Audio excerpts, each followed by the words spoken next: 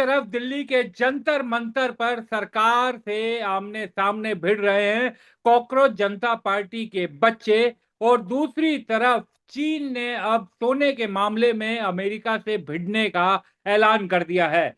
जी हां, जंतर मंतर को लेकर तो लगातार हम रिपोर्ट दिखा रहे हैं, लेकिन चीन में क्या चल रहा है सोने को लेकर, उस पर आज एक चर्चा करेंगे। और अमेरिका किस तरीके से अब युद्ध में फंसता हुआ दिखाई दे रहा है। हमारे साथ जुड़ चुके हैं उत्पल जी, वरिष्ठ पत्रकार उत्पल चौधरी जी, नमस्कार। नमस्कार। उत्पल सर, किस तरीके से देखा जाए, चाइना जो है, सुना है कि गोल्ड को लेकर बड़ा खेल करने जा रहा है। 26 जुलाई की तारीख पर पूरी दुनिया की निगाह लगी हुई है। किस तरीके से देखा जाए इसे? देखिए, ये चाइना का ना गेम समझ में आ नहीं रहा है कि क्या करने वाला है, लेकिन कुछ बड़ा करेगा। देखिए, चीन जो है, चीन में पहले गोल्ड के प्रति उतना रुझान था नहीं। उसके बाद से 2000 साल के बाद से जो पीपुल्स बैंक ने आदमियों को अलाउ कर दिया, वहां लोगों को कि आप गोल्ड खरीदिए, तो गोल्ड जो है वहां प्रचुर मात्रा में खरीदा जाता है। सबसे ज्यादा जो हम जानते हैं कि सोना जो है सबसे ज्यादा तो हमारे घरों में है, 32,000 मेट्रिक टन के आसपास। और हम लोग 800 मेट्रिक टन के आसपास गोल्ड मंगाते थे, लेकिन चाइना का एवरेज जो है 1200 मेट्रिक टन। यानी हमसे 1.5 गुना वो गोल्ड मंगा रहा था, और उसकी पब्लिक मंगा रही थी। जमकर गोल्ड उनके पास हो गया। पब्लिक कहिए या कम्युनिस्ट कहिए, बात बराबर ही है वहां पे। आप हाँ। उसको कुछ कह नहीं सकते। या जो बाकी गवर्नमेंट एजेंसी है वो ले रही थी, तमाम गोल्ड ले रहा था। और आधिकारिक तौर पे चाइना के पास जो है 2300 मेट्रिक टन के आसपास गोल्ड हो गया है। हाँ। लेकिन अभी भी वो जो है कई कंट्री के पीछे है, जो है अमेरिका से तो काफी पीछे है। 1/4 अगर उनके सेंट्रल बैंक को हम देखें तो। लेकिन इस समय क्या हो गया है कि गोल्ड की लड़ाई बड़ी जबरदस्त इंटरेस्टिंग हो गई है।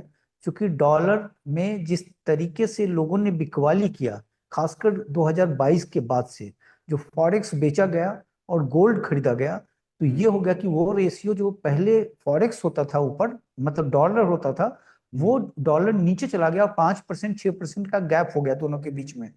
अब ऐसे समय में जो देखा गया है कि जो गोल्ड का जो रेट तय होता है वो पेपर के जरिए होता है।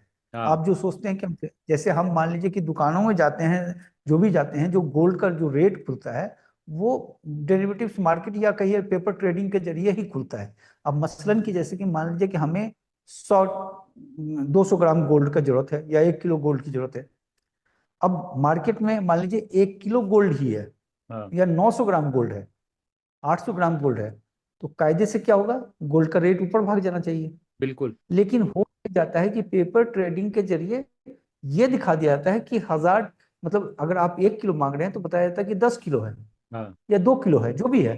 तो आपका जो डिमांड था उससे सप्लाई ज्यादा दिखता है ऑन हाँ। पेपर, हाँ। तो क्या होता है, आपका रेट पीछे चला जाता है। तो ये चीज होता है। तो इसमें क्या हो रहा था कि जो इधर अगर देखिए एशियन कंट्री को देखिए, तो 50% से ज्यादा गोल्ड जो है यही खपत हो रहा है। हाँ। भारत, चाइना, तमाम चीज, सेंट्रल बैंक और सबको मिला लीजिए तो जो है बाकी और भी कंट्री है। सऊदी भी खरीदने लगा है, तमाम चीज है। तो इस तरीके से, लेकिन रेट तय होता था अमेरिका से। हम्म। अमेरिका में जो है कॉमेक्स रेट तय करता है, Europe rate, London Boolean market, सब मिलकर जो है रेट तय होता है। तो इसमें अब यहाँ डिमांड हुआ फिजिकल का बहुत जबरदस्त, 12%। जैसे मान लीजिए कि एशिया के बाजार में 12% ज्यादा खरीदारी हुई, हम्म। तो कायदे से गोल्ड की कीमत ऊपर भाग जानी चाहिए। बिल्कुल। लेकिन 24 घंटे के बाद जब क्लोज होता है तो गोल्ड नीचे चला जाता है। हम्म। क्योंकि डेरिवेटिव्स मार्केट जो अमेरिका का है वहाँ, और जो है यूरोप का, वो दोनों मिलकर करीब 17-18% बेच देते हैं। हाँ। 16% वो बेच देता है। और ये मतलब गोल्ड काउंसिल की रिपोर्ट में है, पूरे क्वार्टर का रिपोर्ट दिखाया गया है। तो हाँ। इस तरीके से 17% बेच दिया। तो जो फिजिकल में जो मांग हुआ यहाँ पे, हाँ। वो पेपर के जरिए रोक दिया गया। हाँ। तो इसमें क्या हो गया कि अब इस मार धाड़ में चीन ने अब कर दिया कि 24 जुलाई के बाद से पब्लिक पार्टिसिपेशन नहीं होगा। पहले ही वो जो है उसको रोकने के लिए उसने जो है मार्जिन मनी को बढ़ाकर 140% कर दिया था कि लोग ना आए। तो लोग, स्वाभाविक बात है कि थोड़ा थोड़ा कम हो गए। अब उसके बाद से ये पेपर ट्रेडिंग के लिए, क्योंकि पेपर ट्रेडिंग में मान लीजिए चाइना गवर्नमेंट करेगी, चाइना हाँ। का बैंक करेगा, आम पब्लिक तो हो सकता है मार धाड़ हो उसमें बहुत जबरदस्त ढंग से। इसलिए कि आप पब्लिक को नुकसान ना हो, तो ऐसे में जैसे वार सिचुएशन होता है ना कि बाय बॉर्डर इलाके से आदमी को खाली करवा दिया जाता है, हाँ। तो उसी तरीके से कि लोगों को बोला कि डेरिवेटिव्स मार्केट में आप काम नहीं करेंगे, हाँ। रोक लगा दिया गया। तो वो जो है एक चीज दिया जा रहा है कि चीन जो है ये गोल्ड वाले इसमें, ये असली इसका कोई योजना है, बड़ी योजना है ऐसा लग रहा है। क्योंकि अब चीन है तो पता तो चलेगा नहीं, वहां से कोई खबर तो लीक होती नहीं है। तो लेकिन जिस तरीके से जो प्लेटफॉर्म आप देखें, तो उसके लिए एक बड़ा जबरदस्त गोल्ड को लेकर टसल होगा, क्योंकि चीन जो है संघाई के बाद जो हांगकांग खुल गया है उसके बाद ये लाया गया है। देखिए हाँ बिल्कुल। संघाई में क्या है, हम्म। गोल्ड के ट्रेडिंग में दिक्कत है। हम्म। लेकिन हांगकांग जो है आप एक तरीके से समझिए कि वो दुबई है ना। हाँ। तो वहां पे वो आसान है, जो बाकी जो इंटरनेशनल प्लेयर सब भी है वो भी कर ही सकते हैं। साथ में जो वॉल्ट था उसके पास जिसमें गोल्ड रखा जा सकता है, उस गोल्ड में 200 मैट्रिक टन के आसपास था, उसको बढ़ाकर 2000 किया जा रहा है।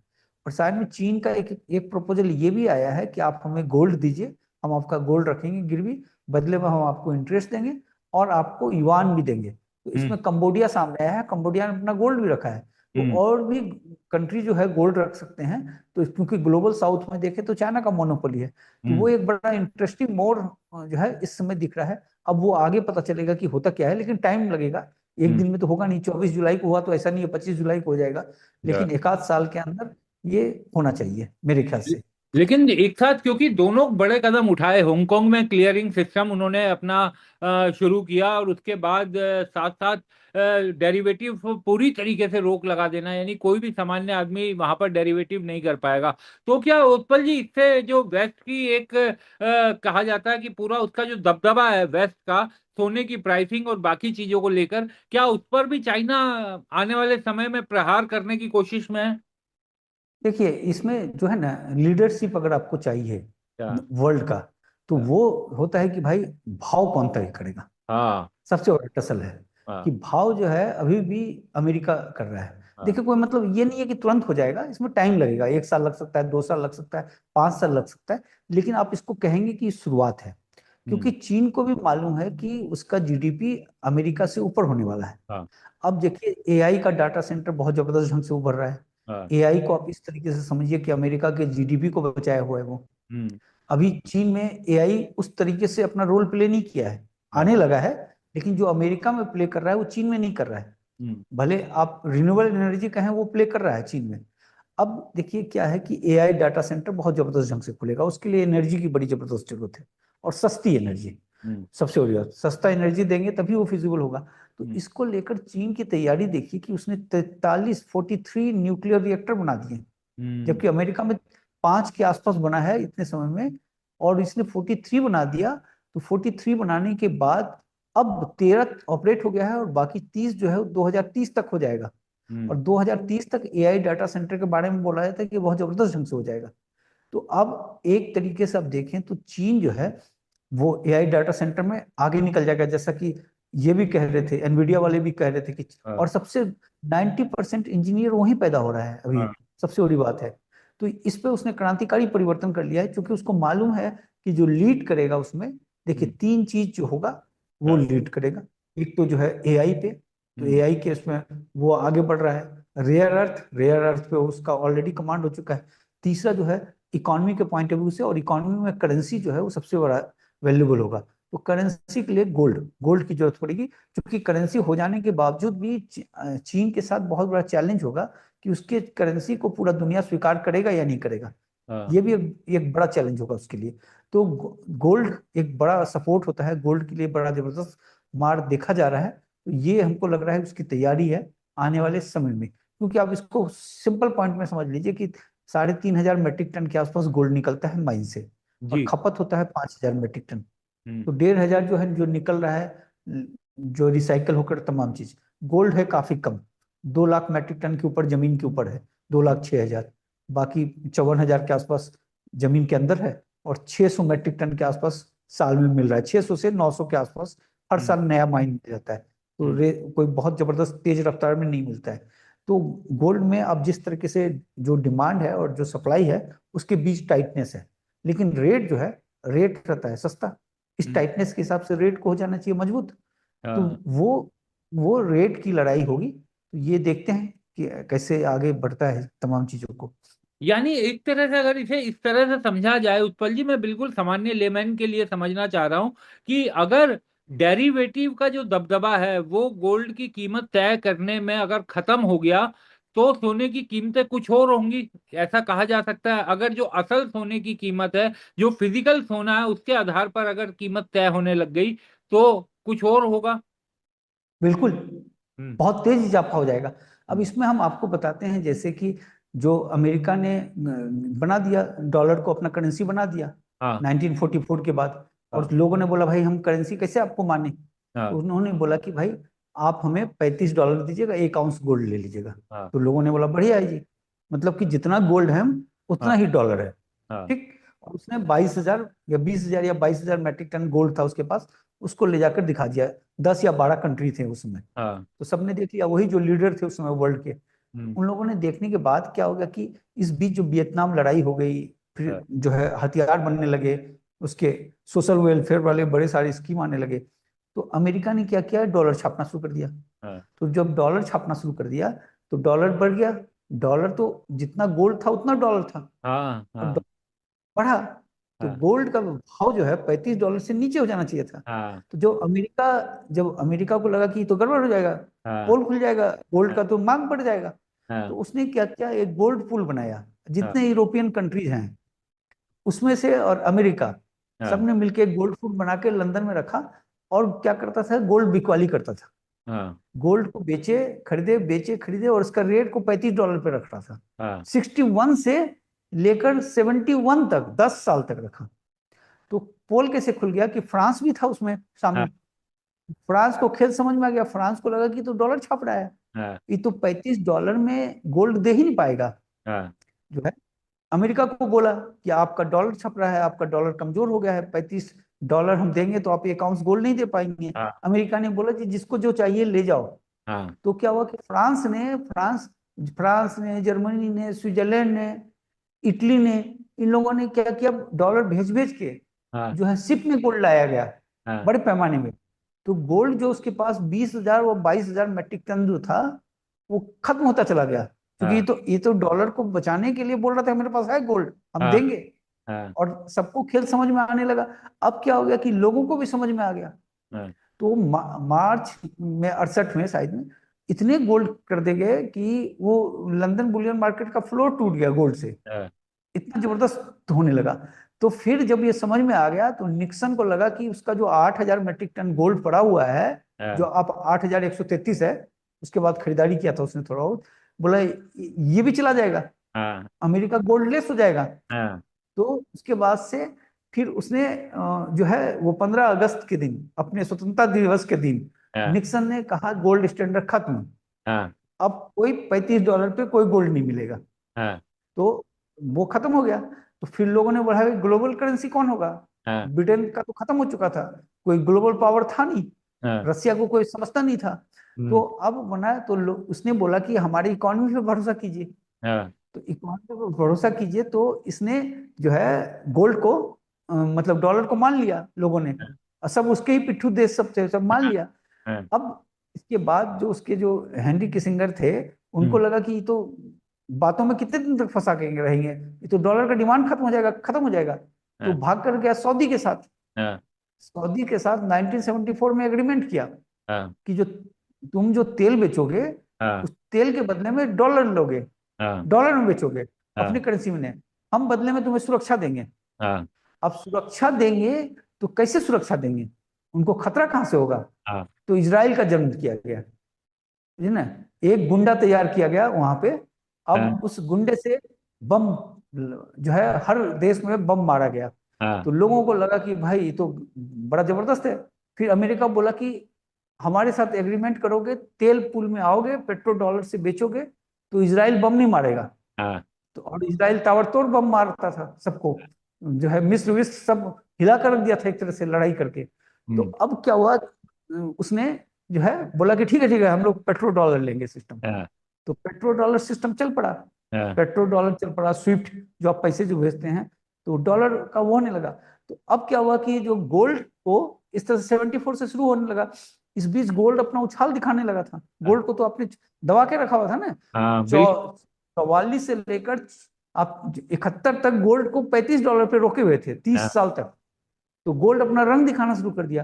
तो हाँ गोल्ड भागते हुए भागते जो है उसमें बिकवाली हो बार बार, गोल्ड में 20-20, 30-30%, 50-50% तक गिराया गया बिकवाली करके। हाँ लेकिन गोल्ड अपने रूप में आ गया, और $850 पे चला गया 1980 में। हाँ, 1980 $850 पे चला गया तो 2400% भाग गया। हाँ, तो इसको लगा कि भाई पेट्रोल डॉलर से जो हम चीज रोक रहे हैं, ये तो गोल्ड जो है इसको तो डैमेज कर देगा। हाँ, उसने बोला भाई गोल्ड को कौन मारेगा, तो गोल्ड को मारेगा इंटरेस्ट रेट।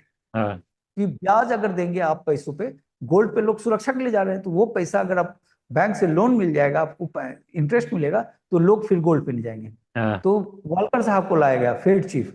हाँ, आते ही उन्होंने जो है 20% कर दिया। उन्होंने ऐलान किया कि इंटरेस्ट रेट 20% होगा, हम्म, यानी आप अपना पैसा जमा करो और 20% इंटरेस्ट लेके जाओ। तो हाँ, उसके बाद क्या हुआ, लोगों ने धड़ाधड़ गोल्ड बेचना शुरू किया। हाँ, बोला भाई गोल्ड में तो पैसा मिलेगा नहीं, यहाँ तो 20% मिल रहा है। हाँ, तुरंत मिल रहा ठीक है। है। तो हाँ, 20% के, और उस समय कर्ज और जीडीपी का रेशियो उस पोजीशन पे था नहीं जो आज के दर पे है हाँ, अमेरिका का।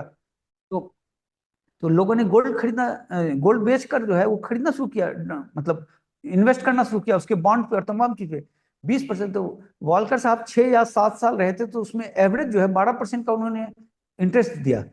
इस दरमियान क्या हुआ कि गोल्ड जो था $850 जो था, वो 2020 में घटकर $250 हो गया। हाँ, क्योंकि कोई पूछ ही नहीं रहा था। हाँ, उसके बाद से क्या हुआ कि इकोनॉमी फिर शेप लेता है, फिर गोल्ड अपना रूप में आने लगा, डॉलर कमजोर होने लगा। हाँ, डॉलर जो 80% पे चला गया था वर्ल्ड के करेंसी पे, वो धीरे धीरे घटने लगा।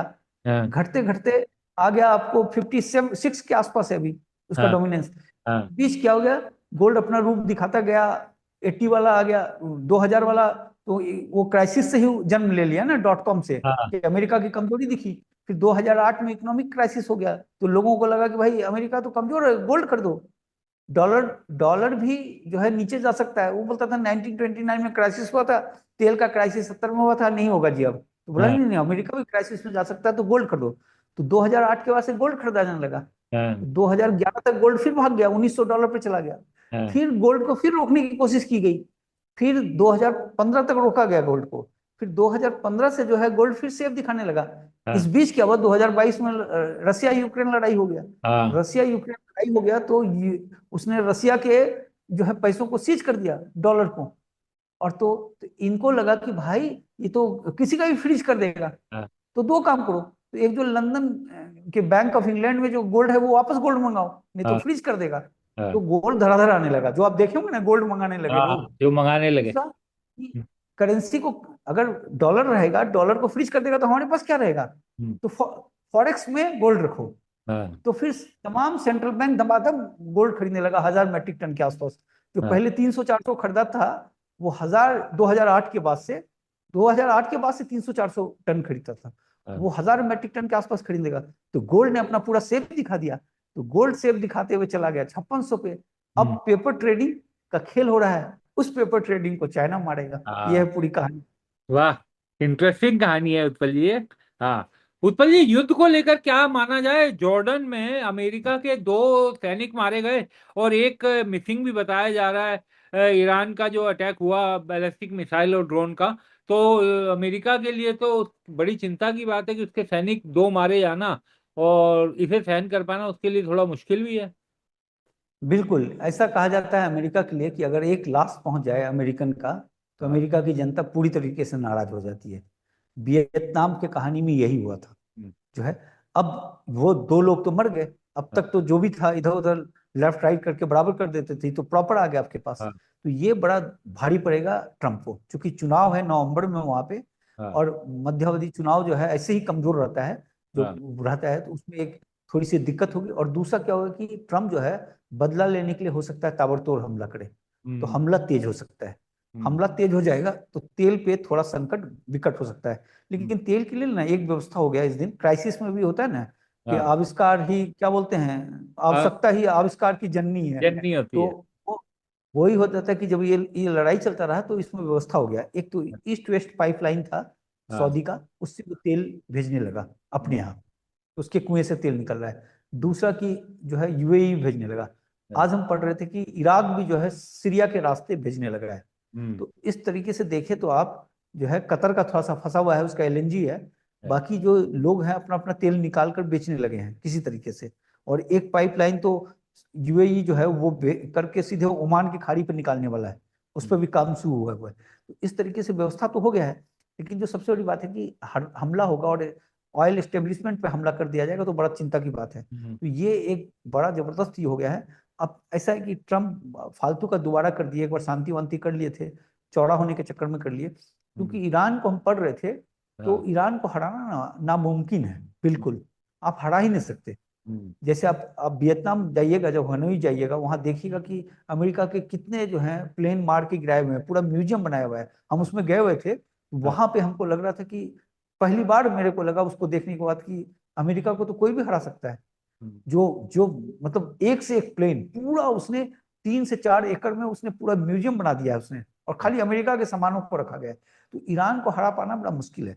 ईरान पे क्या है कि इन लोगों ने बहुत जुर्म किया है, 200 साल से जुर्म किया है। पर्सिया तो वर्ल्ड लीडर होता था, ये तो अब हम लोग सबको जानते हैं। तो ये चीज हुआ, उसने जो सिस्टम बना दिया है ना, उसने क्या कर दिया है कि जो है नेवी, जो है एयरफोर्स, सबको अलग अलग कर दिया है, और सबको डिस्ट्रिक्ट वाइज कर दिया है, और सबको अधिकार दे दिया गया है कि सब जनरल है। तो अब इससे क्या होता है कि आप ना एक फोर्स को हराएंगे तो, एक यूनाइटेड को हराते हैं तो मनोबल टूटता है। आपने एक डिस्ट्रिक्ट पे मारा तो दूसरा डिस्ट्रिक्ट खड़ा हो गया, तीसरा डिस्ट्रिक्ट खड़ा हो गया। तो वो जो रक्त बीजी जो कहते हैं ना, जो हम लोग जो कहते हैं भाई ब्लड गिरते ही दूसरा पैदा हो जाता है, दूसरा पैदा वो वाला सिस्टम है। इसलिए उसको हरा पाना बड़ा मुश्किल है, और ये बिल्कुल किरकिरी होगा, और तेल संकट को विकट कर सकता है। और तेल संकट विकट हुआ तो डॉलर फिर मजबूत हो जाएगा, फिर गोल्ड पे प्रेशर पड़ जाएगा। ये एक बड़ा इशू है।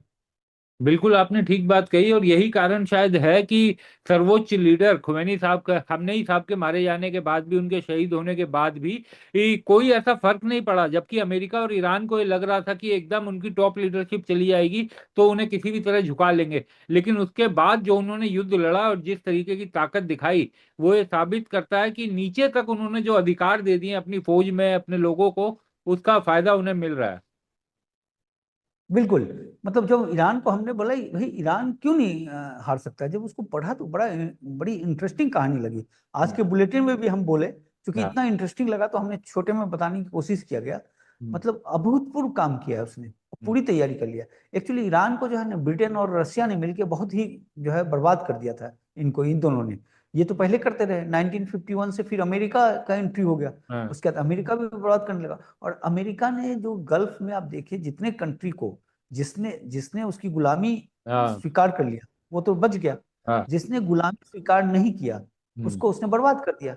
चाहे वो जो भी हो, चाहे वो इराक हो, चाहे सीरिया हो, आप हर कंट्री के साथ यही किया उसने। बिल्कुल। लेकिन इकलौता आप देश देखिए, वहां ईरान ही है जो टिका हुआ है, और वो इजराइल को नहीं भा रहा है, क्योंकि सब सरेंडर हो चुके हैं।